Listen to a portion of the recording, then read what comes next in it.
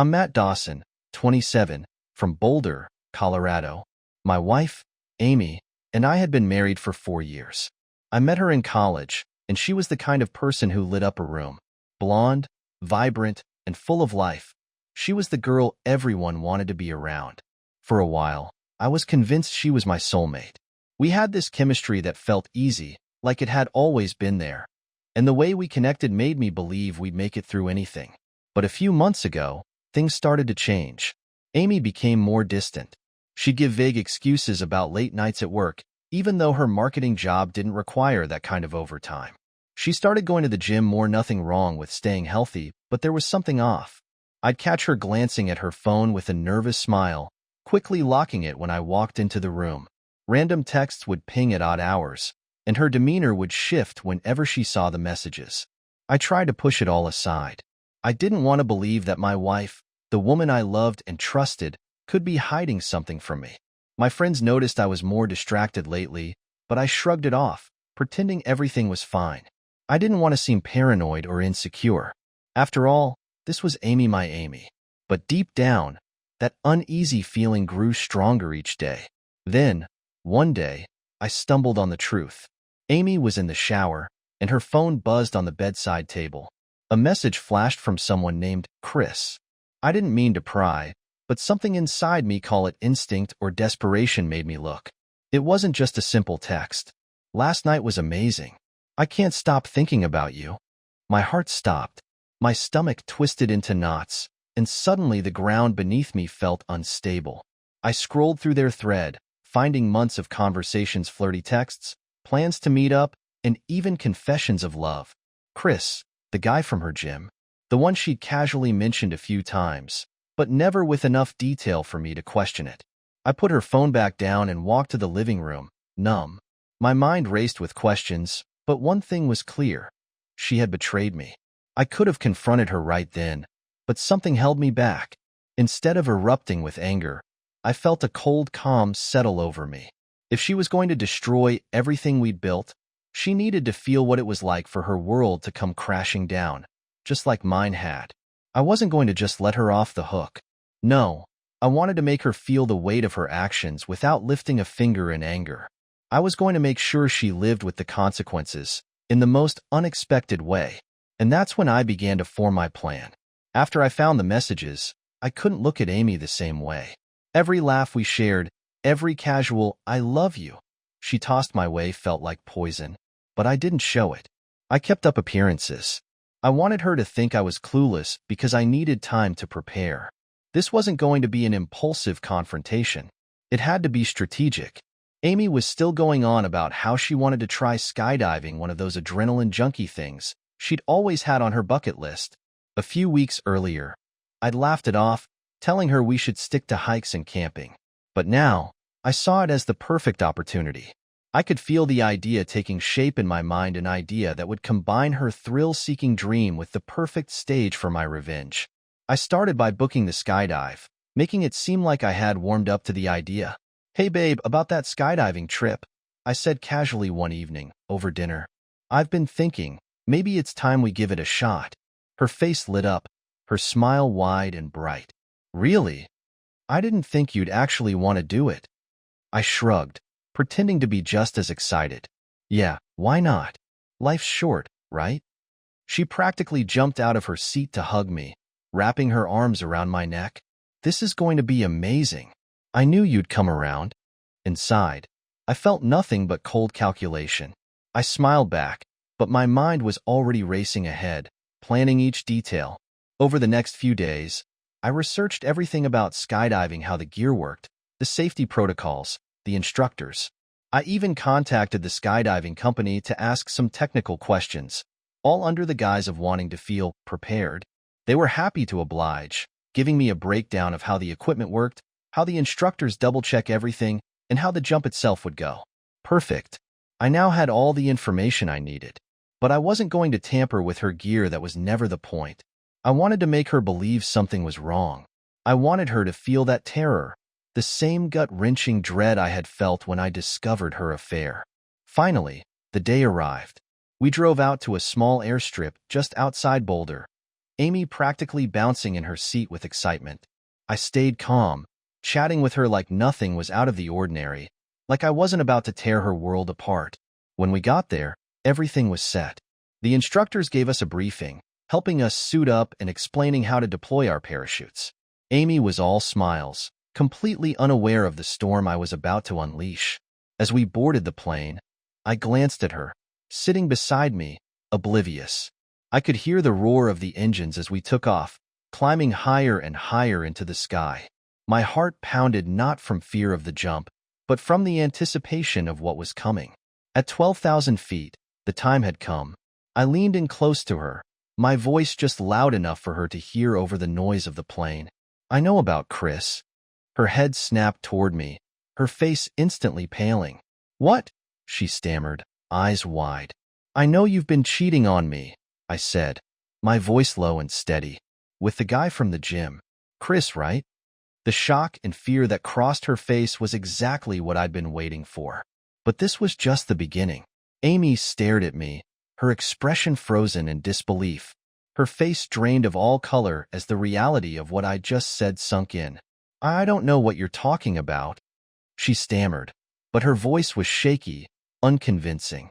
I shook my head slowly, keeping my tone calm and controlled. Don't lie, Amy. I've seen the messages. I know everything. Her mouth opened as if to say something, but no words came out. She glanced nervously at the instructor seated near us, then back at me, her panic building with every second. I leaned in even closer, my lips barely an inch from her ear. And by the way, I whispered, my voice icy, I hope you enjoy the jump, because there's no parachute in your bag. Her eyes widened, absolute terror flashing across her face. What? She gasped, her voice barely audible over the roaring wind outside the plane. She grabbed my arm, her fingers digging into my skin, trembling violently. Matt, no. Please, you're joking, right? Tell me you're joking, she pleaded, her eyes brimming with tears. I kept my expression cold, indifferent, feeding her fear. I switched it out before we left. So, when you jump, you'll be falling the whole way down. She stared at me, paralyzed with fear. The confidence, the carefree energy she'd had just moments ago was completely gone. Now, she was nothing but terrified, shaking, on the verge of breaking down. Please, she whimpered, gripping my arm tighter. I'll end it with him. I'm sorry. I didn't mean to hurt you. Just please don't let me die. I didn't respond. I just stared at her, letting the silence stretch.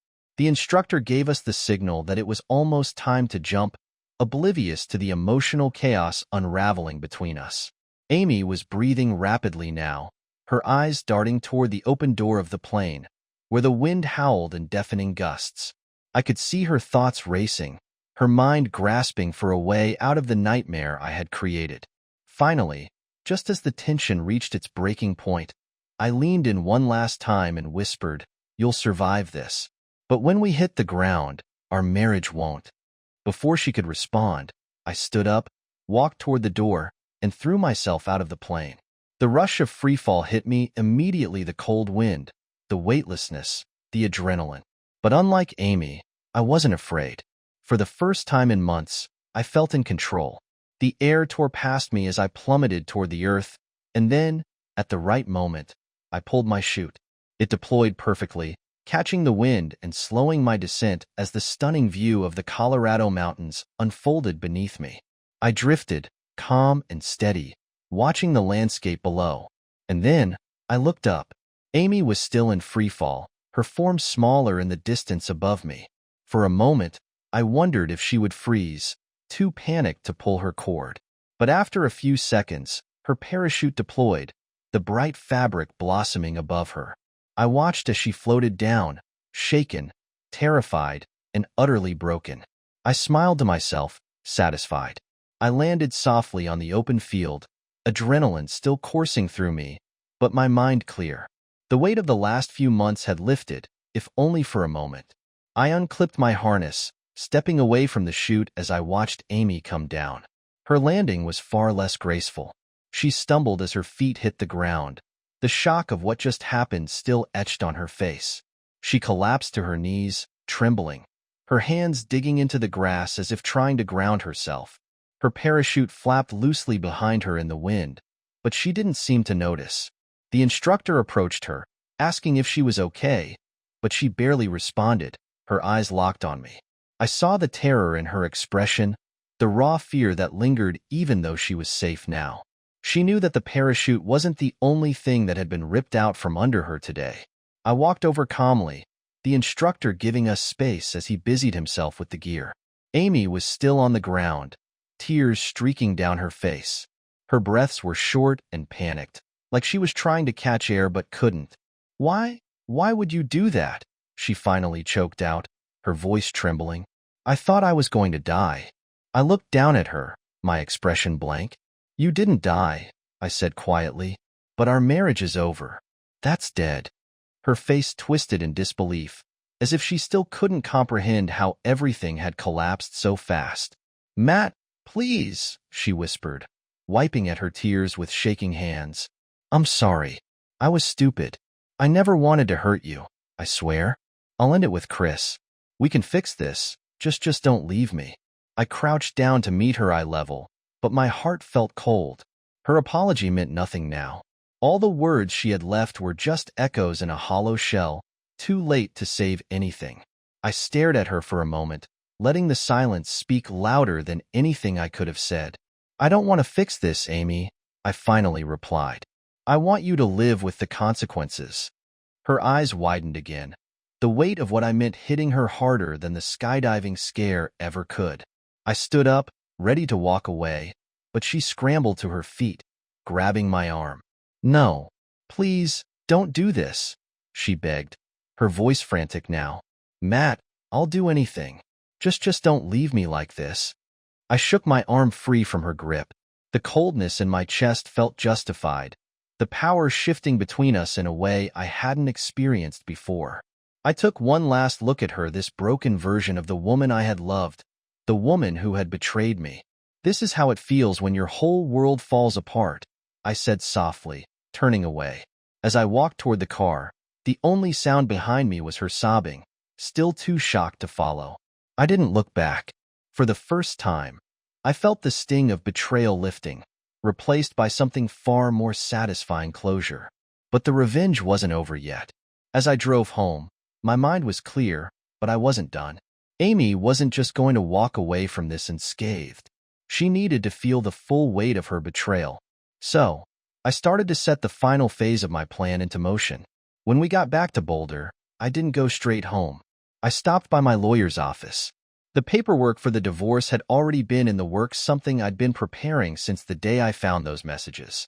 I knew Amy wouldn't expect it, especially not so soon after the skydive. It wasn't just about ending our marriage. It was about showing her that everything she took for granted was over. As I left the lawyer's office, I pulled out my phone and texted her 2 words, "It's done." I didn't wait for her reply. I knew she'd be a wreck, probably still sitting somewhere in shock from the jump, trying to piece together what had just happened.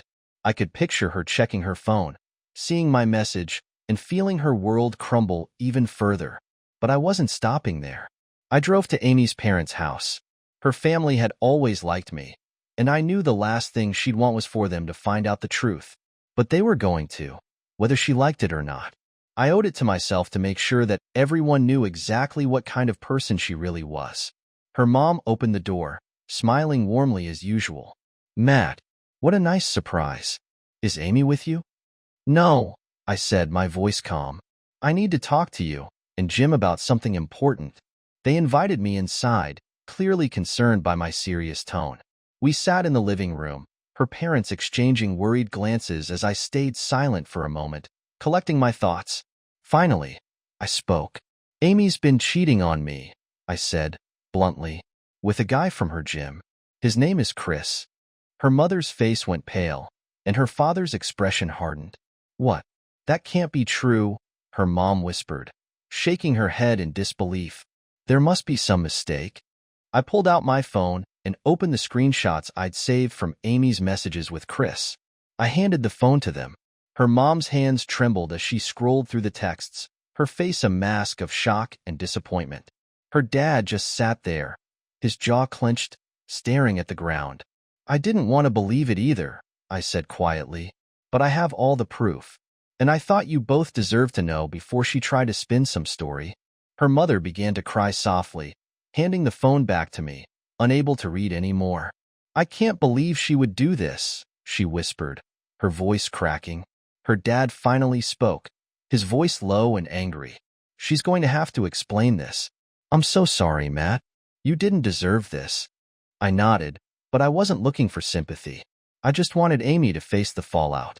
I knew this would shatter the image she'd been hiding behind the perfect daughter, the loving wife. That was gone now.